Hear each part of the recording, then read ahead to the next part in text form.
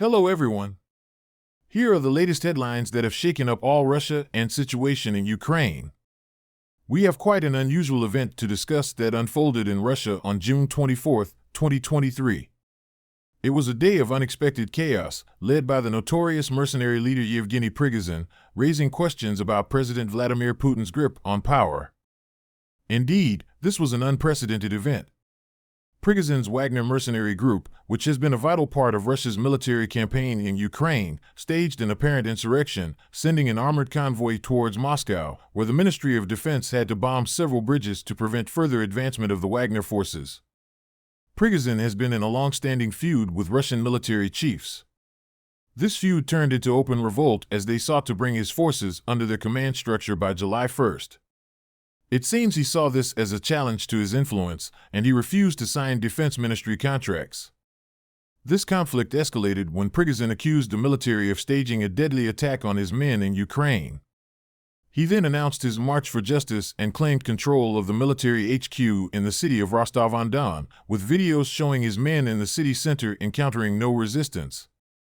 And then, on the morning of June 24th, Prigozhin declared that they had taken control of the military headquarters without a shot. In response, Russia's FSB security service opened a criminal case and the entire Moscow region was put under a strict counter-terrorist operation regime. President Putin, appearing stern and determined, addressed the nation calling the situation treason and vowing that those behind it would answer for their actions. In a surprising turn of events, President Alexander Lukashenko of Belarus brokered a deal where Prigozhin would leave for Belarus and avoid criminal charges. His Wagner fighters would also escape prosecution, and those who wanted to could sign contracts with the defense ministry. In the aftermath of this chaotic day, President Putin appeared to be weakened and outmaneuvered by Prigozhin.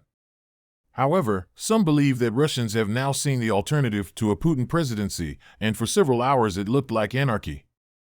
The USA knew about the potential Prigozhin coup, but did not want to interfere with the split within Russia.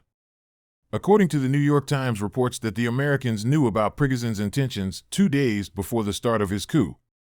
But the special services were silent about Prigozhin's plans. They were clearly not interested in helping Putin avoid a serious split in his circle. This was certainly an eventful day in Russia, and it will be interesting to see how it affects the country's political landscape moving forward. We'll continue to keep you updated on these developments in the coming days. Thank you for joining us on this episode of the podcast. That's all for today. To catch a new episode, you need to subscribe to us.